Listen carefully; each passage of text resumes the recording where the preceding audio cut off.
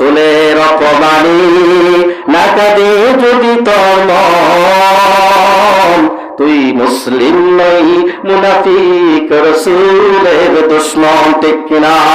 রাসূলের অপমানে না কাঁদে যদি তোর মন, তুই মুসলিম নই মুনাফিক রাসূলের দুশমন। বারাত এখনো শেষ হয়ে যায় নাই, বারবার তিনি ঘুমানোর জন্য চেষ্টা করে বাদশা নুরউদ্দিন রাহমাতুল্লাহি আলাইহি ঘুমাইতে পারতেছে না।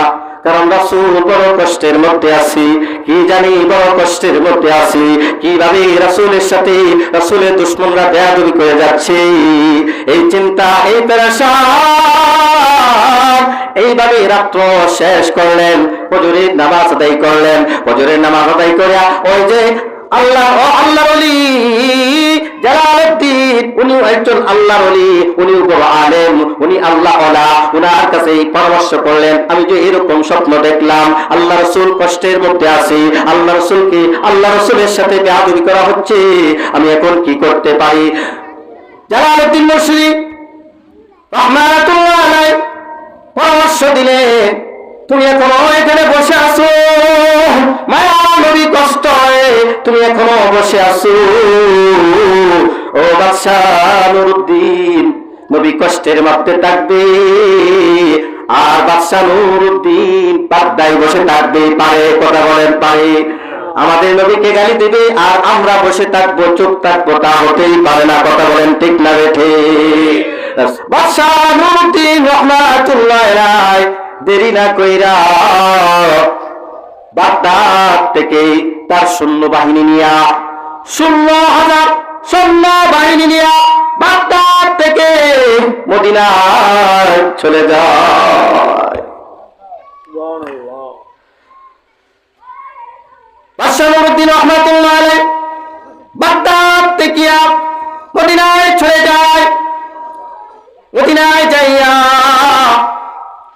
বাদশা নুরউদ্দিন রাহমাতুল্লাহি আলাইহি আল্লাহ তাআলা অনেক সম্পদ দান করেছিলেন, যে সম্পদগুলো রাসূলের খেদমতে খরচ করার তৌফিক দান করেছিলেন। জোরে বলুন সুবহানাল্লাহ। সামনে যদি আলোচনা শেষ করতে পারি তাহলে বুঝবেন তার সম্পদ কিভাবে, তার সম্পদ দ্বারা সে কিভাবে তার সম্পদ আল্লাহ রাসূলের কাজে কিভাবে ব্যবহার করেছিলেন। আল্লাহ তাআলা বাদশা নুরউদ্দিন রাহমাতুল্লাহি আলাইহি আল্লাহ অনেক সম্পদ দান করেছিলেন, বিপুল পরিমাণ সম্পদ দান করেছিলেন। অনেক সম্পদ আল্লাহ বাদশা নুরউদ্দিনকে দান করেছিলেন। বাদশা নুরউদ্দিন রাহমাতুল্লাহি আলাইহি আইন জারি করে দিলেন, মদিনার বাইরে যারা আছো মদিনার ভিতরে প্রবেশ করতে পারবে, কিন্তু মদিনার ভিতরে যারা আছো মদিনার বাইরে যাইতে পারবা না। বাদশা নুরউদ্দিন রাহমাতুল্লাহি আলাইহি মদিনাবাসী এবং মদিনাবাসীর আশেপাশে যারা ছিল সবাইকে লক্ষ্য করে বললেন, ও মদিনাবাসী, মদিনার আশেপাশে যারা আছো, আমি তোমাদের সকলকে একবার তৃপ্তি সহকারে খাবার খাওয়াইতে চাই। যেরকম সুবহানাল্লাহ। কি খাওয়াইতে চাই বলেন? এই মাহফিলের পরে দোয়ার পরে খাবার আছে না, তাবারক আছে না? কি বলেন? আলহামদুলিল্লাহ, আল্লাহ কবুল করে সকলে বলুন আমিন। এই তাবারকটাও এখানে দোকানে আছে। সুবহানাল্লাহ। তো যাইতে পারবো না ব্যাখ্যা দেওয়ার জন্য। আমি তো আগেই বলেছিলাম যে অনেক লম্বা আলোচনা, কথা বলছিলাম নি, অনেক লম্বা আলোচনা। এটা এই জন্য ওইখান থেকে একবারে শুরু থেকে আমি এটা এখানে নিয়ে আসছি এই পর্যন্ত। দেখি কতটুকু বলা যায়, আল্লাহ তৌফিক দান করে সকলে বলুন আমিন।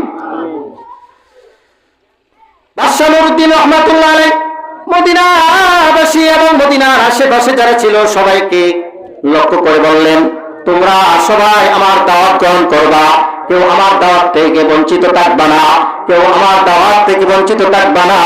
এই কথা বলার উদ্দেশ্য হইল বাদশা নুরউদ্দিন রাহমাতুল্লাহি আলাইহি ঘুমের মধ্যে যে তিনজন দুশমনদের চেহারা দেখানো হয়েছিল, এদেরকে মদিনাবাসী যখন আসবে, মদিনার আশেপাশে যারা আসবে দাওয়াত করার জন্য, বাদশা নুরউদ্দিন তাদেরকে দেখা চিনে ফেলবে।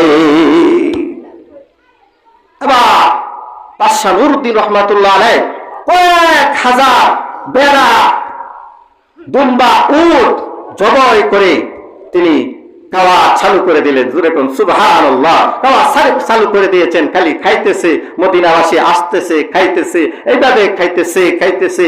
কিন্তু এই দুশমনদের চেহারা তো ওনার চোখে ভাসে না। কথা বুঝেন নাই? বলো, দুশমনদের চেহারা কি চোখে ওনার ভাসে না।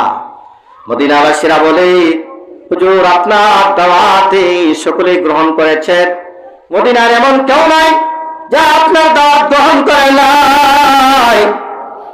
বাদশাহ নুরউদ্দিন রাহমাতুল্লাহ আলাইহি বললেন, ও মদিনাবাসীরা, এখনো সবাই আমার দাওয়াত গ্রহণ করে নাই, কিছু লোক বাকি আছে, জোরে কোন সুবহানাল্লাহ। কিছু লোক এখনো বাকি আছে, তারা আমার দাওয়াত গ্রহণ করে নাই। একজন লাভ দেয়া দাঁড়ায় গেছে, জোরে কোন সুবহানাল্লাহ। একজন লাভ দিয়ে দাঁড়ায় গেছে, লাভ দিয়ে দাঁড়িয়ে করতেছে, হুজুর আপনার দাওয়াত সকলে গ্রহণ করেছেন, তবে 3 জন ব্যক্তি আপনার দাওয়াত গ্রহণ করে নাই, তারা কারো দাওয়াত গ্রহণ করে না। তারা হাদিয়া নেই না, তারা মানুষকে হাদিয়া দেয়, তারা মদিনার অনেক মানুষদেরকে অনেক টাকা পয়সা তারা দান করছে, তারা ভালো মানুষ, দিনের বেলায় রোজা রাখে, আল্লাহর ইবাদত নিয়ে ব্যস্ত থাকে, তারা আপনার দাওয়াত গ্রহণ করবার তাদের কোনো সুযোগ নাই।